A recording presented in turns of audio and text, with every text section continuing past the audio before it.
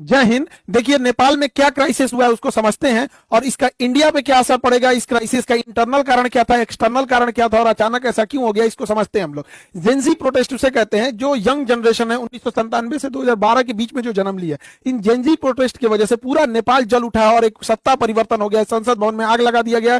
जितना नेता मंत्री हैं लोग, सब लोग का परिवार इसे लटक लटक बानर ऐसा भागा है। हेलीकॉप्टर से कोनो को दौड़ा के मारा है, कोनो को भिगा के मारा है, कोनो को जो घर फूंक दिया है। ये सब हो गया। इसका कारण समझते हैं कि क्या इंटरनल कारण था, उसके बाद समझेंगे क्या एक्सटर्नल कारण है, फिर चीन का क्या है और भारत का इस पर क्या असर पड़ेगा, इसको समझते हैं। सबसे बड़ा जो कारण था वो करप्शन था। नेपाल में करप्शन इतना ज्यादा बढ़ गया था जिसका कोई हद नहीं। करप्शन को रोकना मुश्किल था। हर डिपार्टमेंट करप्ट हो चुका था।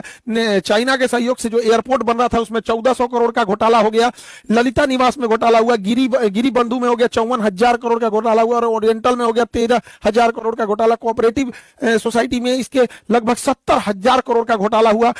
इसका मेडिकल हेल्थ इंफ्रास्ट्रक्चर एकदम पीछे है नेपाल का। एमआरआई और ये जो बड़े बड़े जो ये मशीनें हैं उसकी उपलब्धता एकदम नेपाल में कम है। आर्म्स डील में बरेटा कंपनी से जो आर्म्स जिसका दाम था उससे 4 गुना रेट में दलाली में खरीद के लाया सब। पतंजलि को जो जमीन विवाद हो गया, पतंजलि से कर लिया सब। यहाँ पर चाय का गोदाम कमर्शियलाइजेशन के लिए बेच दिया। इतना भयानक करप्शन हुआ और जिस कारण महंगाई बढ़ गई। छोटी सी छोटी चीजों के लिए महंगाई इतनी बढ़ गई थी कि बच्चे जो स्टूडेंट थे, जो नॉर्मल ग्रेजुएशन करते थे, बीए सीए लोग, इन लोग को अपनी फीस भरने के लिए पार्ट टाइम जॉब करना पड़ गया। इतनी महंगाई बढ़ गई थी और लोग जॉबलेस हो गए थे। और खाली मतलब एक पुरुष का खाली बेरोजगार इंसान, बड़ा खराब जिंदगी होती है।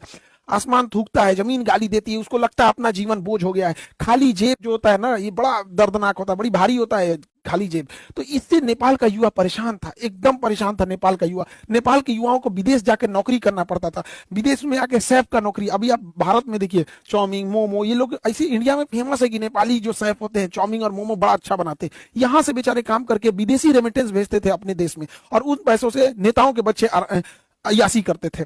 नेपाल की जो यंग जनरेशन थी, सोचिए कितनी मुसीबत में होगी कि युद्ध के दौरान वो लोग यूक्रेन से लड़ने के लिए रसिया में भर्ती हो गए और रूस ने उन्हें 20-25 दिन की ट्रेनिंग दिया, हथियार थमा के भेज दिया यूक्रेन से लड़ने के लिए और वहां वो लोग शहीद हो गए हैं। उनका घर परिवार उजड़ गया। इतना भयानक वहां बेरोजगारी का आलम था। अब इनमें होता क्या है, वहां पे जैसे 2008 में राजतंत्र, राजा को हटा के लोकतंत्र जब बना था तो यहाँ कुछ ही पार्टियों का दबदबा था। नेपाली कम्युनिस्ट पार्टी हो गया, नेपाली कांग्रेस हो गया, यहाँ पे जनता संवादी पार्टी हो गया, इंडिपेंडेंट हो गया, सब ये कई थे सब यहाँ पे। लेकिन ये तीन लोगों देखिए, ये आदला बदली करते रहते थे सब। पहले ओली बना 18 में, फिर देहुआ बना 21 में, फिर प्रचंड बना 22 में, फिर अबुआ बन गया 24 में। इतना ऐसे ऐसे हो रहा था यार नेपाल में। इससे यहाँ